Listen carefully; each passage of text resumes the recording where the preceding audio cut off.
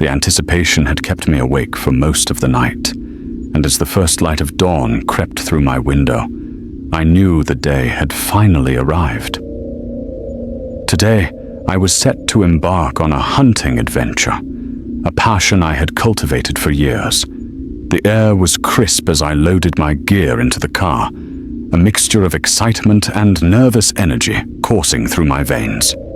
Driving to my usual hunting spot, I couldn't help but glance at the dense woods that lay ahead.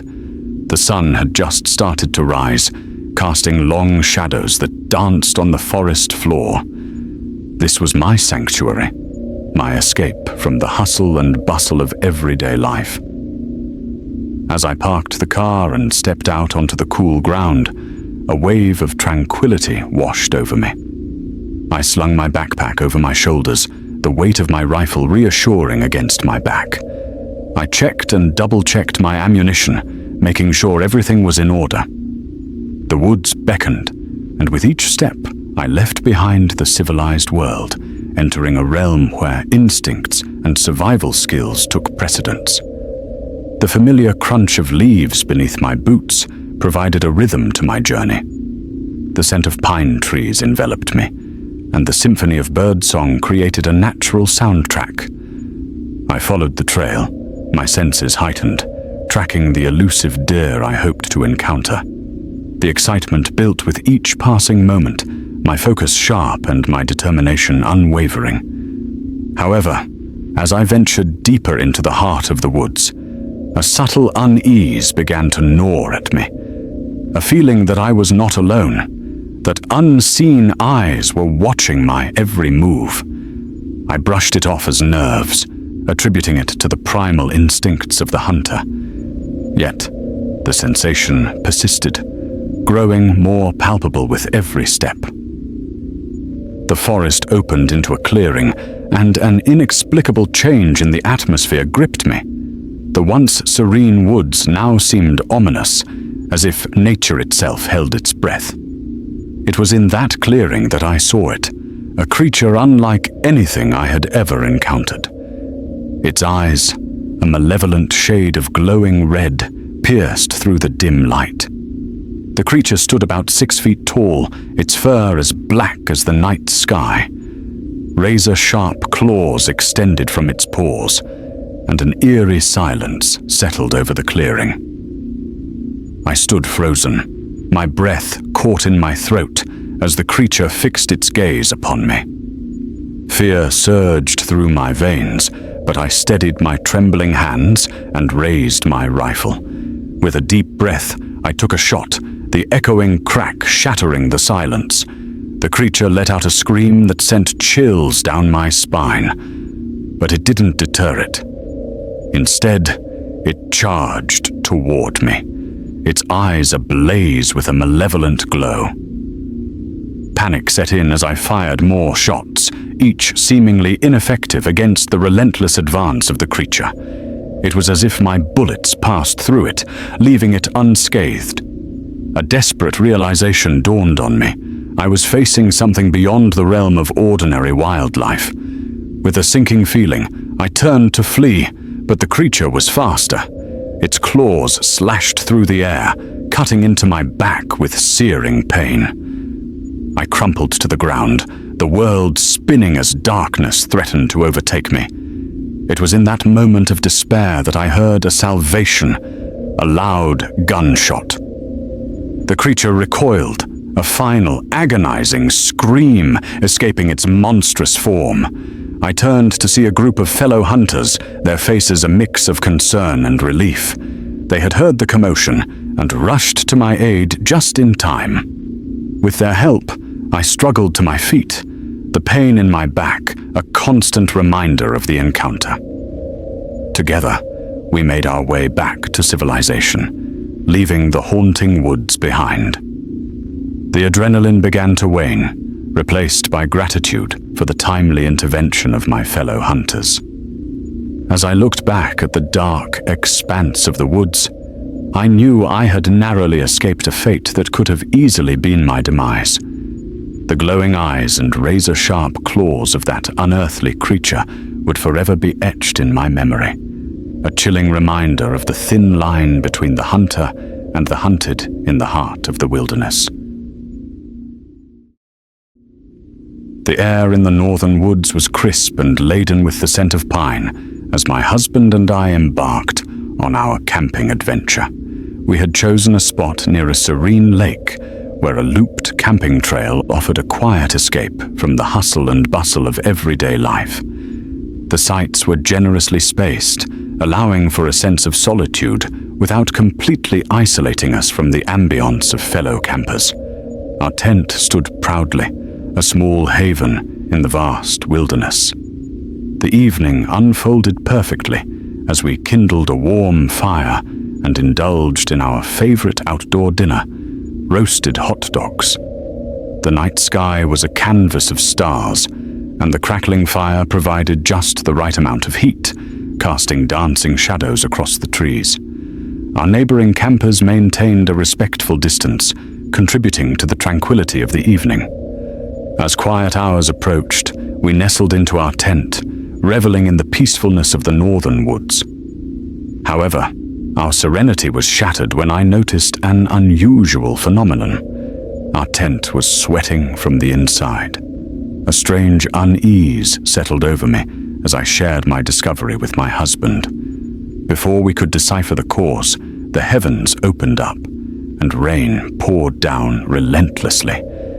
Swiftly, we gathered our valuables and sought refuge in our car, deciding to wait out the tempest before disassembling the tent.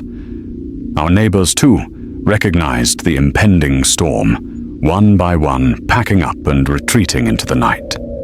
We were left alone, surrounded by the symphony of raindrops on the car roof. Just as we thought the night couldn't get any more peculiar, a red light emerged in the distance, beyond our campsite.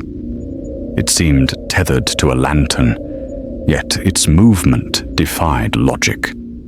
Instead of the typical sway of a lantern held by a human, it glided in a perfect, unnatural track, advancing steadily toward our car. We extinguished the headlights and stared in a mix of awe and trepidation as the mysterious light approached. My husband, emboldened by curiosity, ventured into the rain and called out to whomever might be out there. Miraculously, the light vanished, leaving an eerie stillness in its wake. A disconcerting feeling settled in the pit of my stomach, a sixth sense warning that something was amiss. At my urging, my husband returned to the car, and as if on cue, the red light reappeared. Panic set in, and I pleaded to abandon our tent and flee, but my husband, determined to prevent theft, insisted on packing up before leaving. With a reluctant nod, I began dismantling our temporary shelter, my eyes scanning the darkness for any sign of mysterious light. In record time, the tent was bundled up, but throughout the process, the red light remained elusive. We never saw it again that night, and I couldn't fathom what we had witnessed. Leaving the enigmatic woods behind, we drove away into the night, haunted by the memory of the red light and the strange dance it performed in the rain. To this day, the northern woods hold a place in our memories as a realm of both natural beauty and inexplicable mysteries. The early morning air was crisp as I stirred from a deep sleep, the excitement of the day filled with fishing with my friend propelling me out of bed. I quickly threw on some clothes, the chill of the dawn biting at my skin. The promise of serene day out on the lake was enough to overcome any fatigue. As I made my way to the upper bedroom window, the first rays of sunlight spilled across the landscape, casting a golden hue over the wilderness surrounding the log cabin. My friend was already down by the boat, busy preparing for our fishing adventure. I couldn't help but feel a surge of anticipation for the day ahead.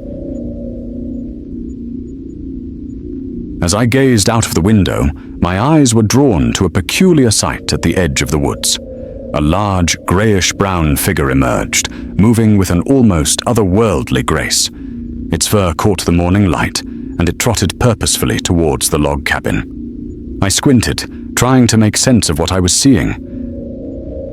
The figure continued its journey, its movements a bizarre combination of a jog and trot. Its posture was hunched, and the sight of this mysterious creature filled me with an uneasy curiosity. It seemed oblivious to my presence as it headed straight for the earth dam, disappearing into the wilderness beyond. A nagging thought crept into my mind. Was this some elaborate prank my friend was pulling to kick off our fishing trip with a laugh?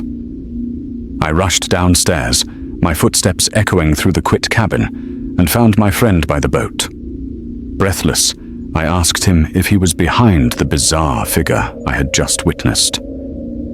His confusion mirrored my own, as he assured me that he had been preoccupied with our gear in another direction. The mystery deepened. I explained what I had seen, and together we ventured to the edge of the woods, scanning the surrounding for any trace of the enigmatic creature. Nothing. It had vanished as quickly as it appeared. I couldn't shake the image from my mind, the figure's movements, the fur, the deliberate trot. All of it played on a loop in my thoughts. Being a Marine Corps veteran, my instincts were finely tuned, and I had better than 20/20 vision. I had been on countless fishing trips in the area over the past decade, but nothing like this had ever happened.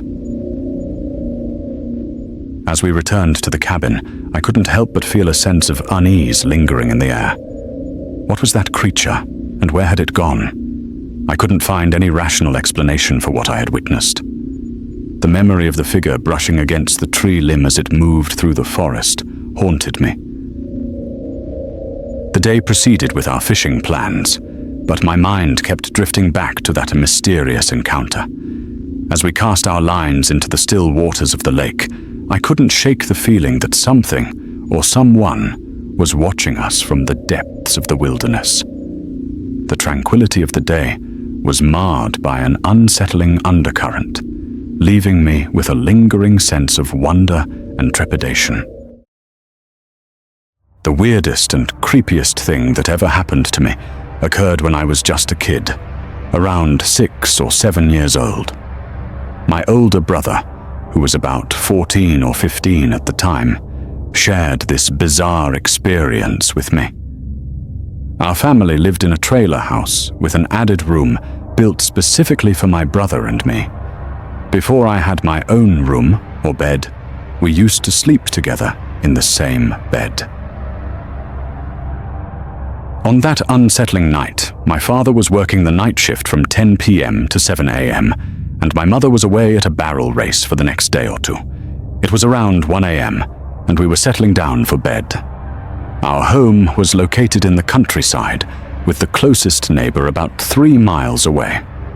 Stories of strange occurrences in the area were not uncommon, and living half a mile away from a cemetery certainly didn't help dispel the eerie atmosphere. Behind the trailer's additional room, about 20 yards out, sat one of those old-school giant propane tanks.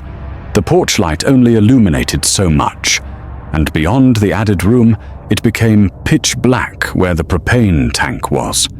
The only visibility was provided by the faint moonlight, hindered by the thick tree coverage.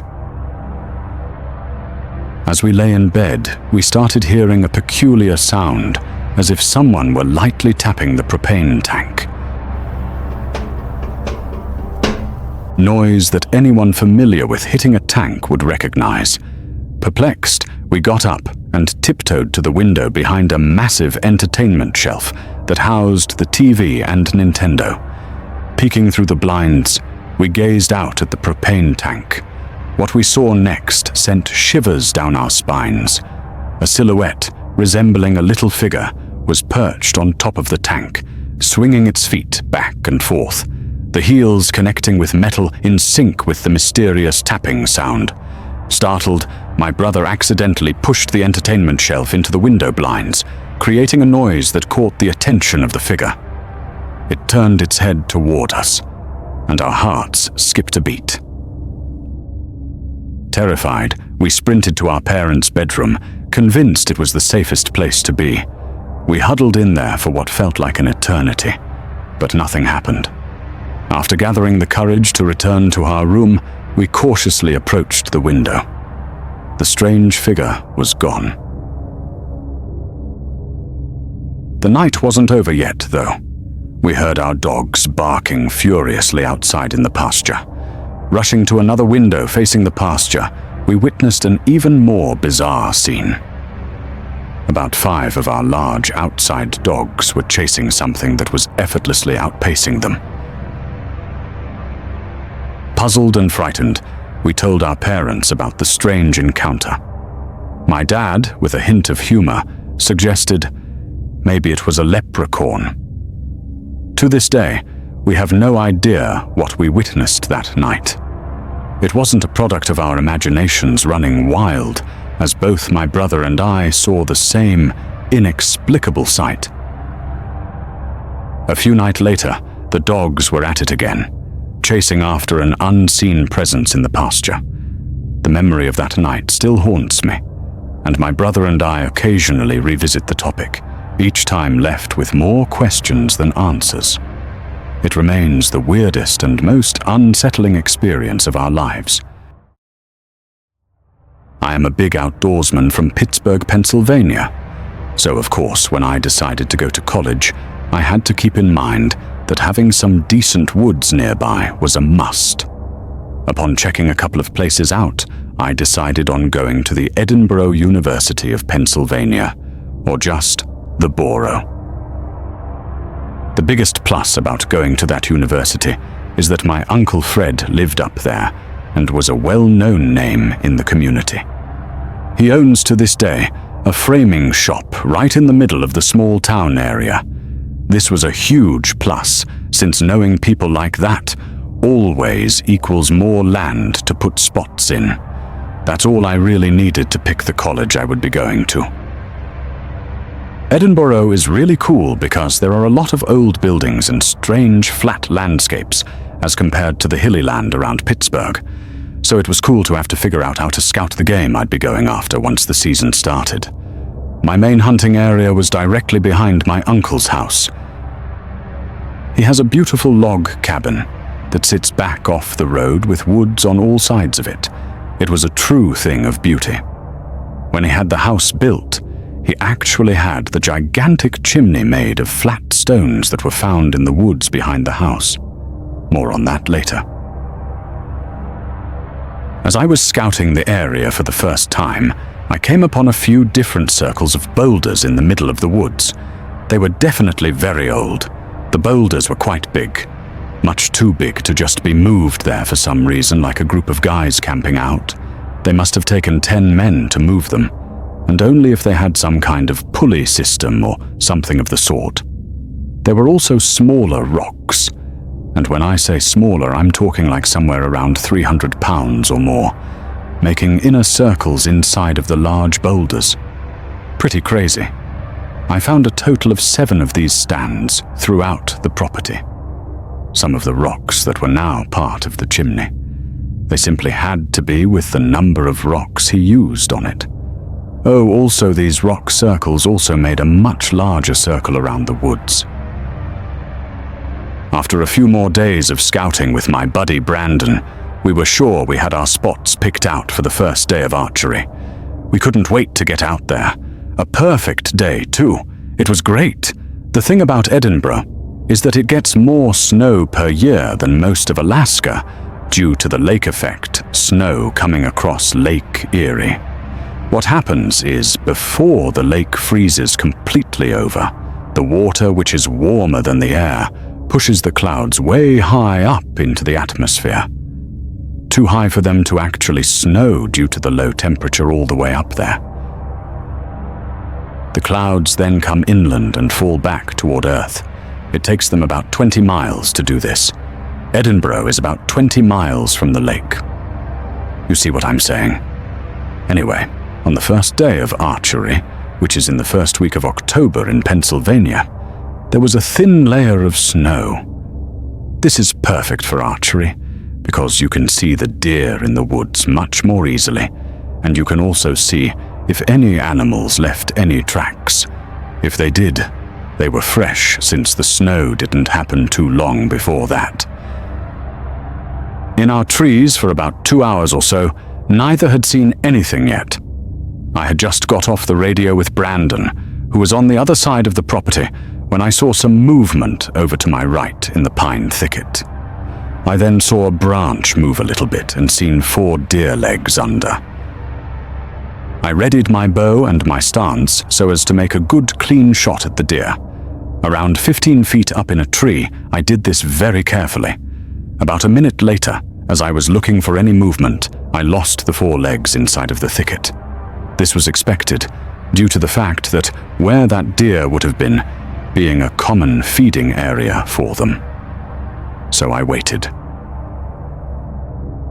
Maybe another minute later, I caught movement again.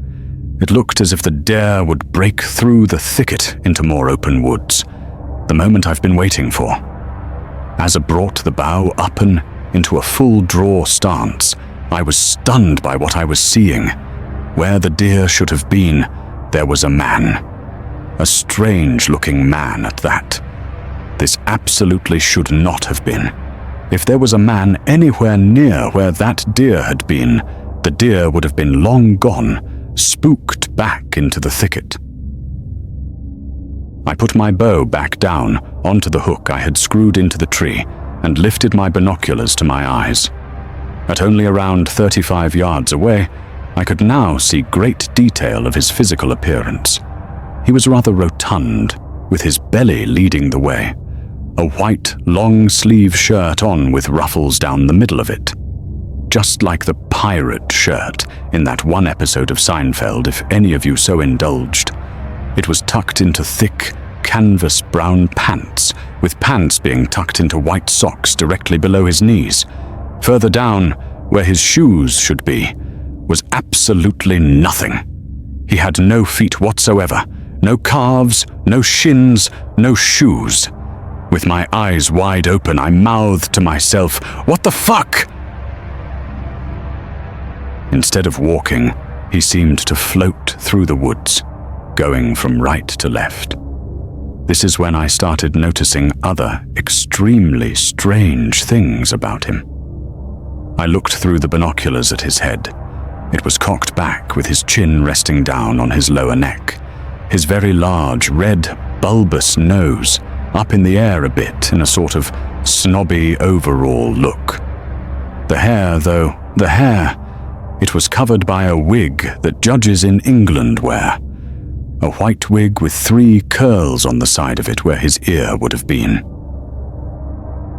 I noticed that he didn't just seem to float through the woods, he was floating through the woods.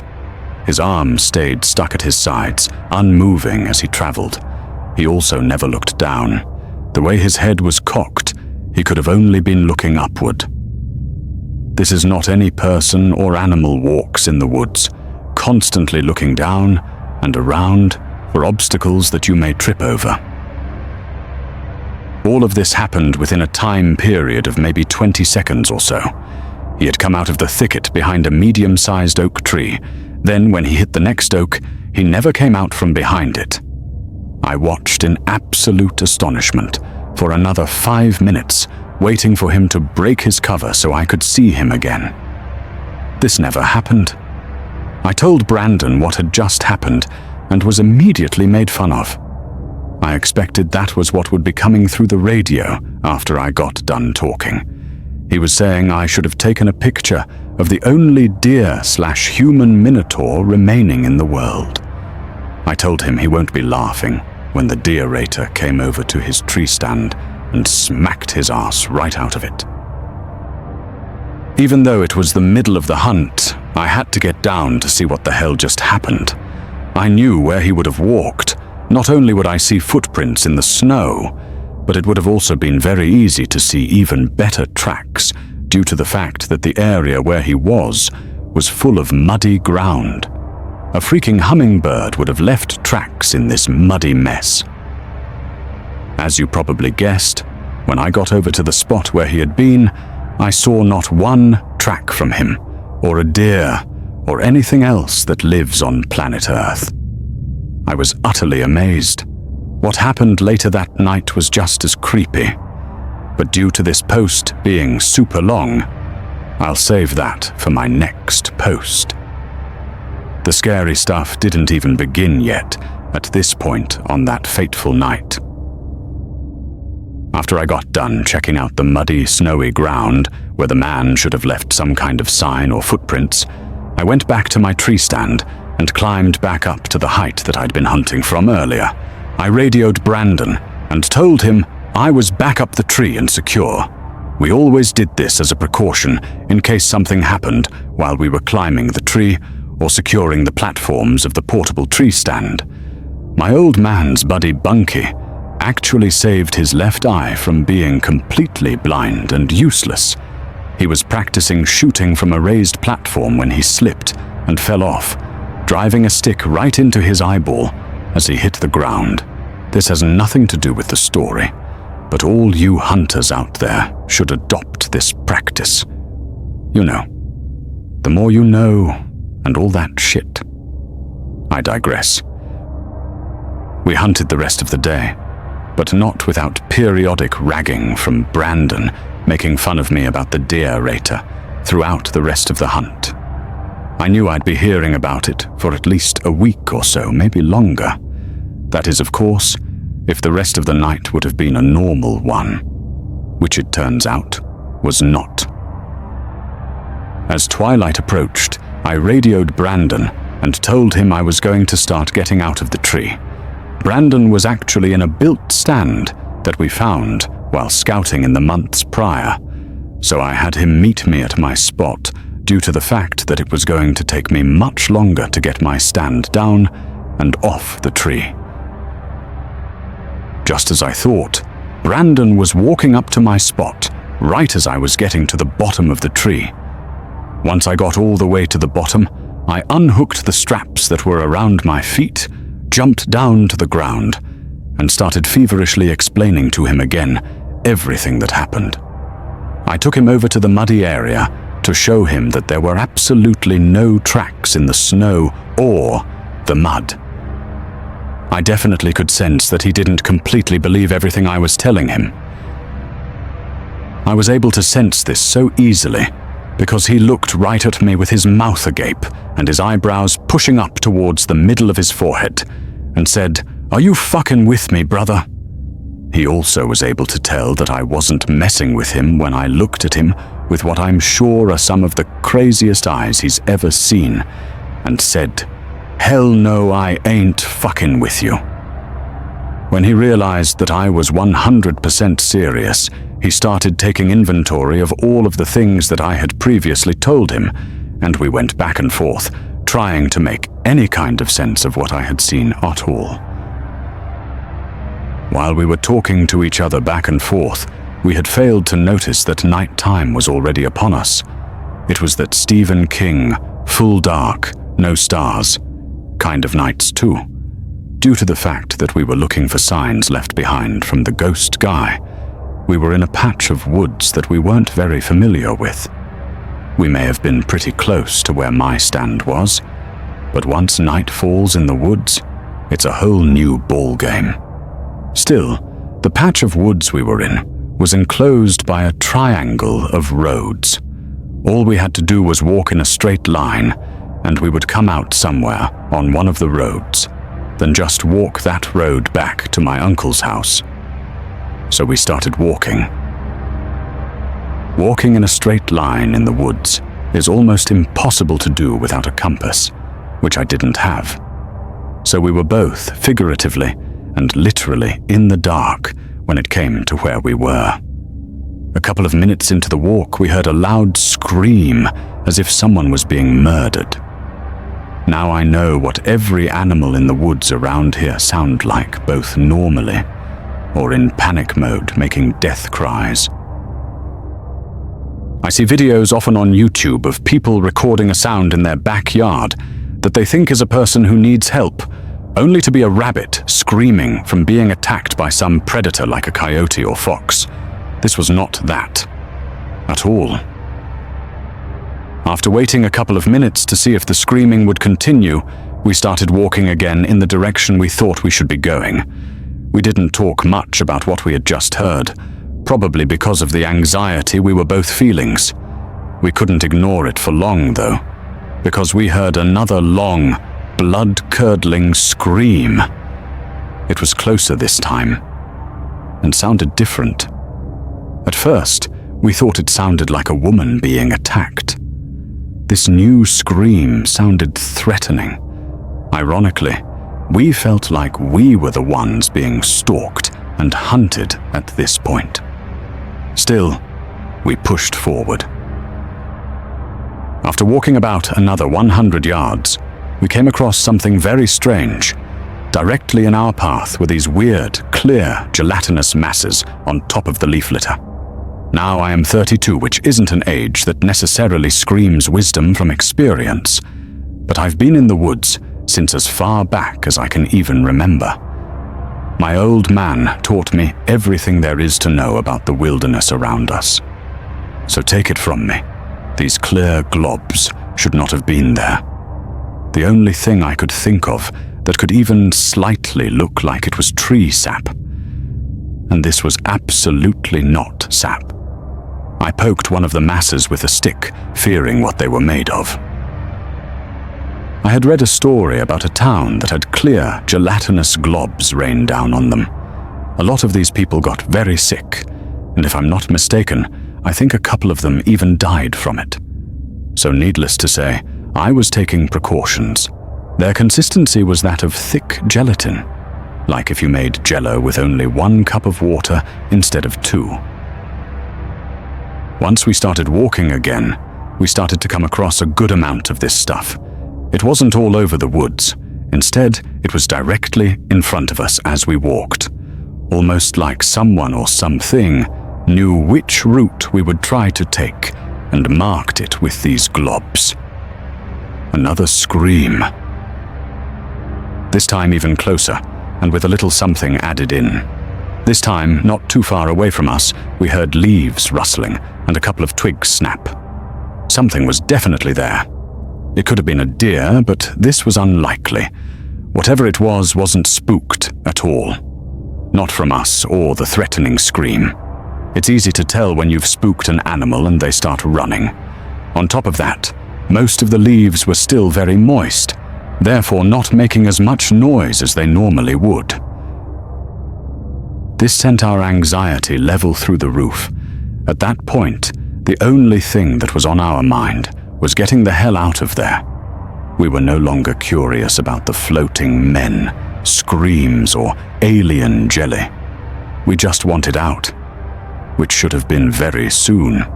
The distance we walked should have come across a road by now, but it hadn't yet. Strange. Still, we couldn't even see any house or street lights at all.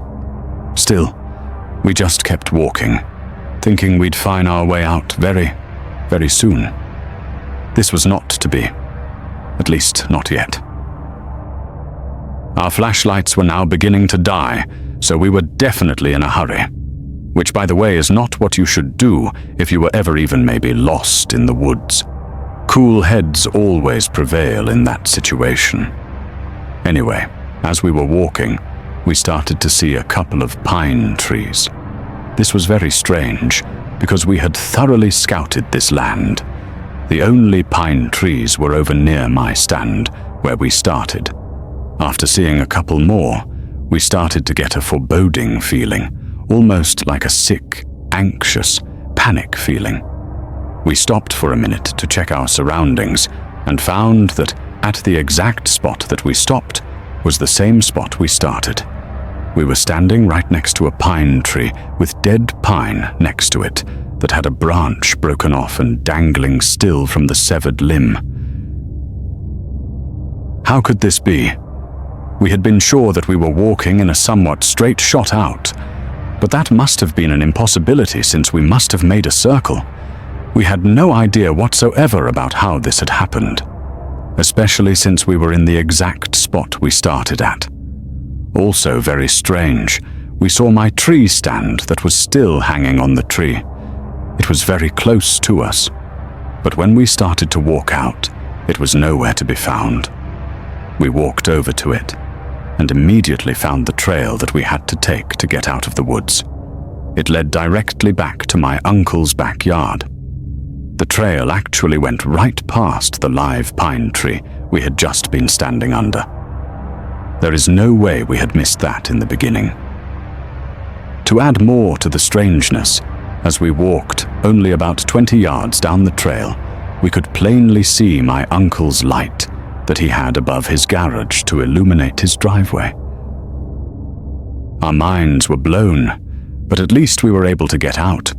On the last 100 yards on the trail, we found more clear gelatin globs directly down the middle of the pass.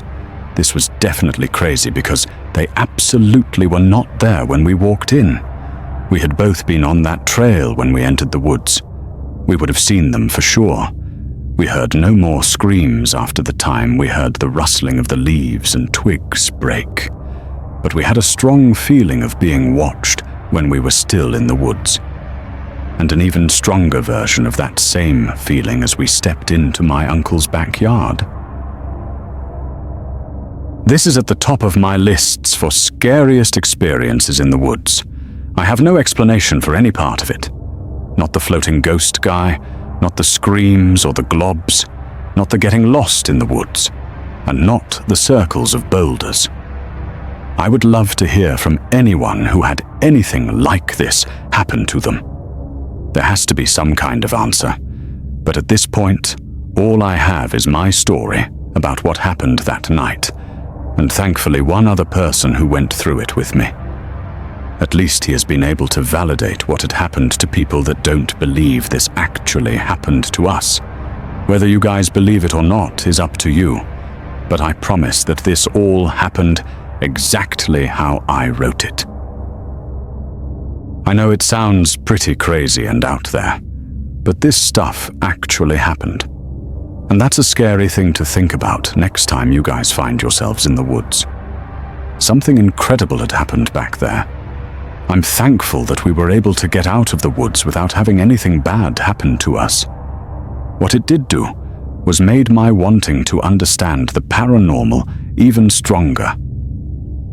One day I'm going to go back there by myself and camp for a night or two, in the hopes that something might happen again, and that I have the wherewithal to seek whatever it was out, and get some answers that I desperately need.